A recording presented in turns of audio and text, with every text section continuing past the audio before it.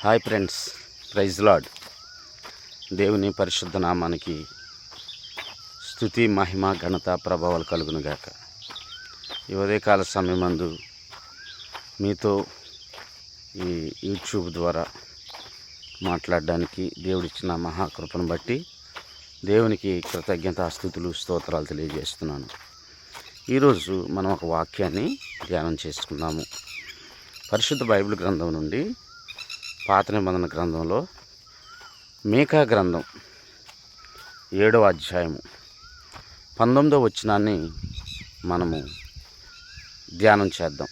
మీకా గ్రంథము 7వ అధ్యాయము 19వ వచనాన్ని మనం ధ్యానం చేద్దాం. ఆ వచనములో ఏముందంటే, ఆయన మీ యందు మరలా జాలిపడును, మీ దోషములను ఆయన అణిచివేయును. దేవునికి స్తోత్రాలు కలుగునుగాక. ఎంత చక్కటి మాట అండి. ప్రభు తండ్రి ఎంత గొప్పవాడు, ఎంత జాలి గలవాడు.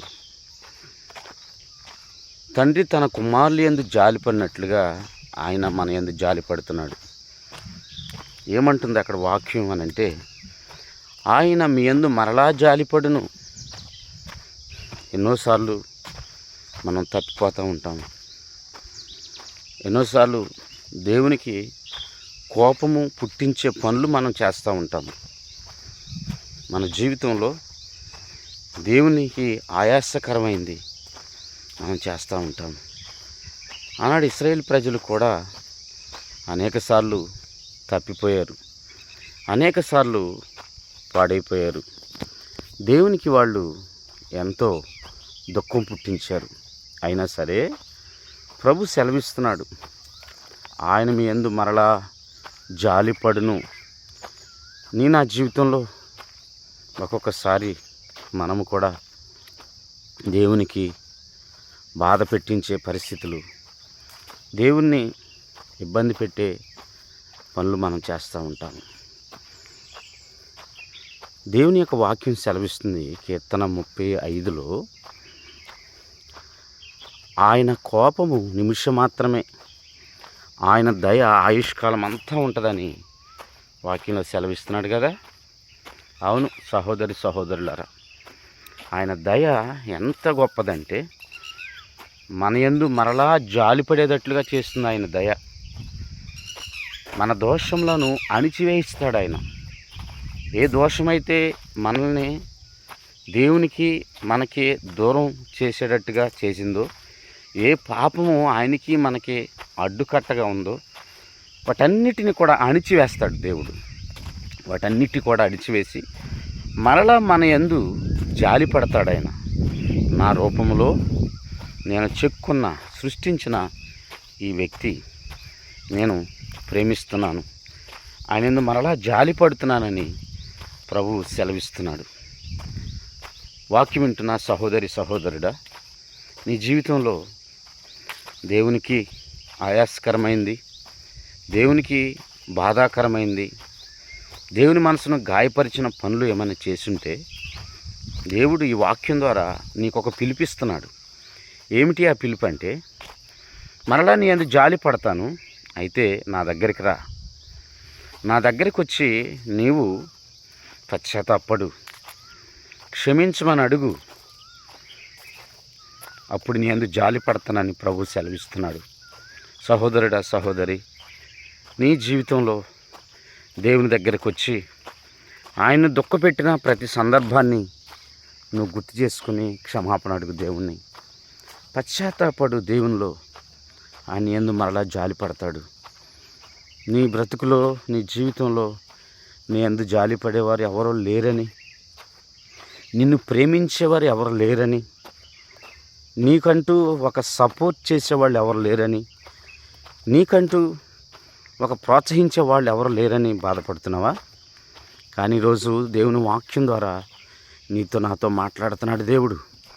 ఏమో తెలుసా, ఆయన మరలా నీ యందు జాలిపడును. మనిషి జీవితంలో ఎన్నో సమస్యలు, ఎన్నో బాధలు, ఎన్నో కష్టాలు వస్తూ ఉంటాయి. వాటన్నిటి నుంచి కూడా దేవుడు విడిపిస్తాడు. అంత మాత్రమే కాదు, నీ యందు జాలి పడతాడు ఆయన, నీ యందు కృప చూపిస్తాడు. భయపడకు, దిగులు పడకు, నేను మిమ్మలను అనాథులుగా విడువనని ప్రభు సెలవిస్తున్నాడు. నీ దోషములన్నిటిని అణిచివేస్తాడు. మనకి నెమ్మది లేకుండా చేసేది, మనకి దుఃఖం కలగజేసేది, మనకి బాధ కలగజేసేది మనం చేసే పాపమే. మనల్ని ఒంటరిగా చేసేది, మనకి కన్నీరు రప్పించేది, మనకి నిస్సహాయతను కలగజేసేది మనం చేసే దోషము, పాపమే.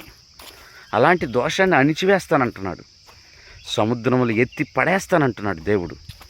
ఎంత గొప్ప వాగ్దానం! అణిచివేయటమే కాదు, ఆయన నీ యందు మరలా జాలి పడతాడు.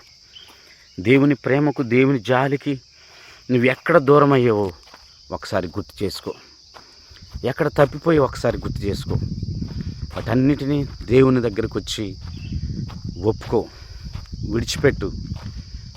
నీ యందు మరలా జాలి పడతాడు. నీకు ఆశీర్వాదం ఇస్తాడు, నీకు తోడుగా ఉంటాడు. నీ యందు జాలి పడతాడు ఆయన, నీకు కృప చూపిస్తాడు, నీ గొప్ప కార్యం చేస్తాడు. సహోదరుడా, సహోదరి, దేవుడి రోజున ఉదయకాలం మందు తన వాగ్దానం చేత నిన్ను సంధిస్తున్నాడు. ఆయన మరలా నీ యందు, నా యందు జాలి పడతాడు, మరలా ప్రేమ చూపిస్తాడు, మరలా సహాయం చేస్తాడు. తప్పిపోయావా?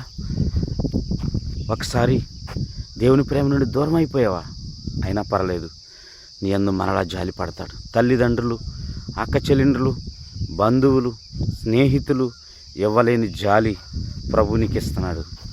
నీవు దాన్ని అంగీకరించు, దాన్ని పొందుకోవడానికి సిద్ధపడు. ఆయన నీ దోషములన్నిటినీ ఎత్తివేస్తాడు. ఆయన నీ పాపములన్నిటినీ సముద్రంలో పడవేస్తాడు.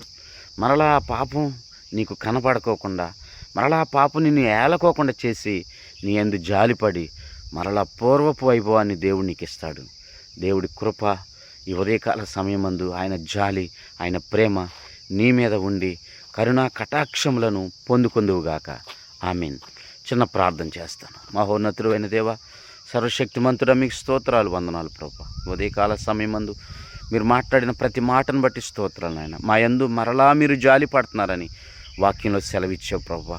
అయా ఇదిగో ప్రభా, మీ జాలి, మీ దయ, మీ కరుణ ఈ వాక్యం వింటున్న వారి మీద, మా మీద ఉంచి నడిపించి, అయా నీ కరుణ వాత్సల్యత మాపై ఉంచమని యేసు నామములో అడుగుచున్నాము తండ్రి.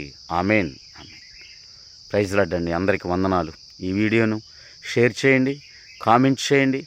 దేవుడి దీవెనలు మీకు మెండుగా కలుగునుగాక. మన ఛానల్ని సబ్స్క్రైబ్ చేయండి. God bless you all.